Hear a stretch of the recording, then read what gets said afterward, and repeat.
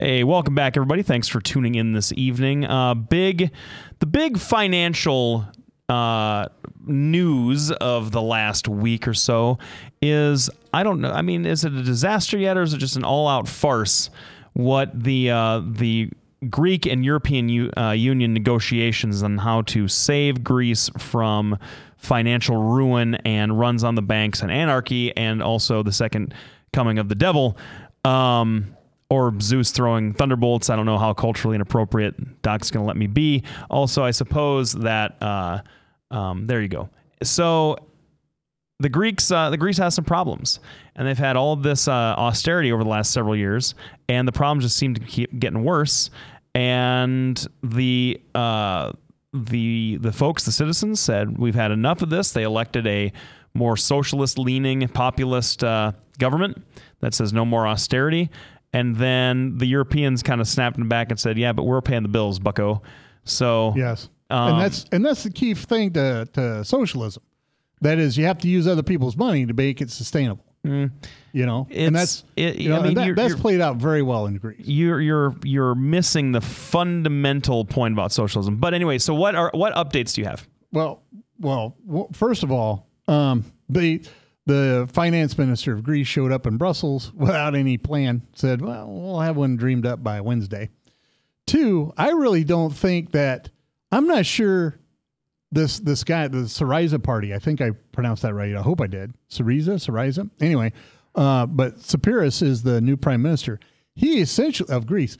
He essentially went, well, you know, we can't cut a deal. Nobody's willing to work with us. Nobody wants to just continue to forgive our debt, because that's what happened in 2012. Greece had a lot of debt forgiven, and they're still in the quagmire. So forgiving them their debt, they're going to have to forgive all of it, right? And no country's going to do that. I mean, they're hundreds of billions of dollars in debt. That's really going to rock. It would be like us losing $250 billion. That's the kind of debt we're talking about. So anyway, I really think that this guy called up this referendum on Friday. I mean, it was like right out of the blue. Mm-hmm. He went, oh, we're going to have a referendum. Do we accept? Do we keep working, or do we not? And I think he was betting that everybody would say, yes, let's keep working. And then that way he could have political cover to go, well, you know, then we're going to have to agree to austerity. Part of the problem is this guy is I don't know how to say it politely, but he's very naive. He doesn't know how the political system works over there. He hires a bunch of people in his cabinet that have no experience. And it's obvious by how they reacted to the vote that they're like, we don't know what to do. And that's why I think that they wanted the yes vote so they'd have cover. But now they have the no vote, and they're like, well, crap, now we have to really deliver on our promise. So they show up today with no plan, and Angela Merkel says, well, terrific. That still only gives you 5 days left. And after 5 days, we're going to start talking about how we're going to have you guys exit. And on July 23rd, at the behest of Holland, Francois Holland from France, who has been a supporter of Greece staying, between France and Germany, they both said, we're going to call a meeting of everybody in the European Union, and we're going to be having a vote. Now, the guy from Italy, the prime minister, not the prime minister, but whatever diplomat says, well, you know, we're hopeful things will resolve. But the bottom line is France and Germany and Italy, Spain, and Ireland have all made plans to make sure to protect their economies in case Greece does exit. That's some very dire stuff. Well, now you stop and you go, well, hold on. Everybody talks about this austerity. Well, what does that mean exactly? I mean, how austere are they? Let me tell you, it's not as bad as what everybody's saying. First of all, you have to understand where the Greeks were in 2008 when this whole thing blew up. Mm-hmm.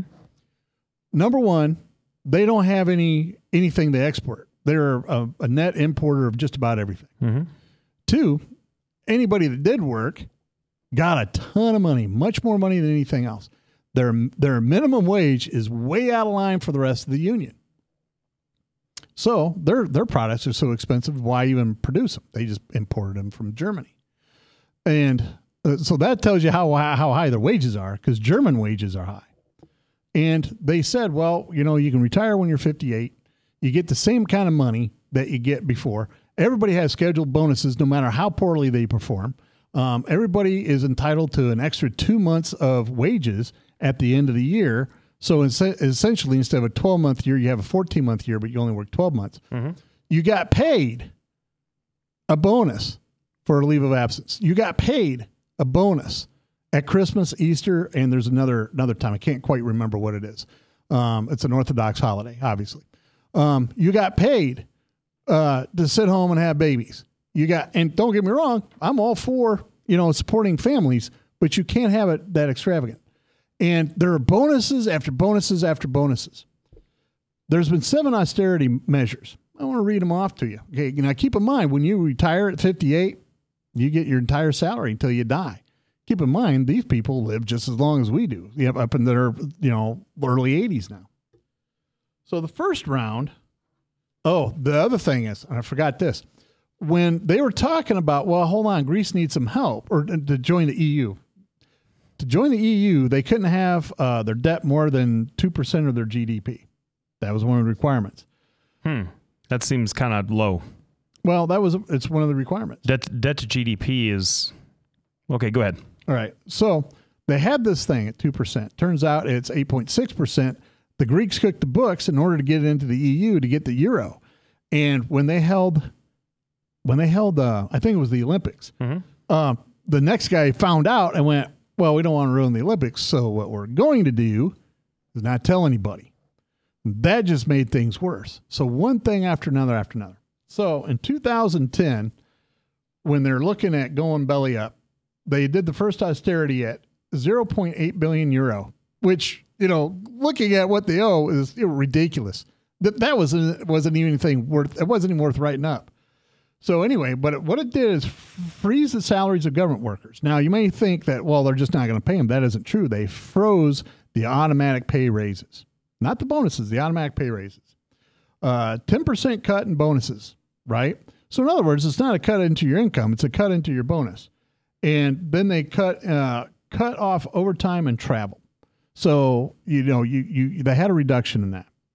So then, since that didn't work, the very next month they went, well, we're going to have a 30% cut in Christmas, Easter, and leave of absence bonuses. Another 12% cut in public employee bonuses. Now, keep in mind, they're still getting somewhere around 80% of their bonus, right? So they're still getting 80% of 2 months that they don't work. 7% cut in private and public employees. In other words, they're going to have a hiring freeze. That's essentially what that is. VAT tax increase in gas tax, increase on imported cars, 30% on imported cars. Then I got my stuff backwards here.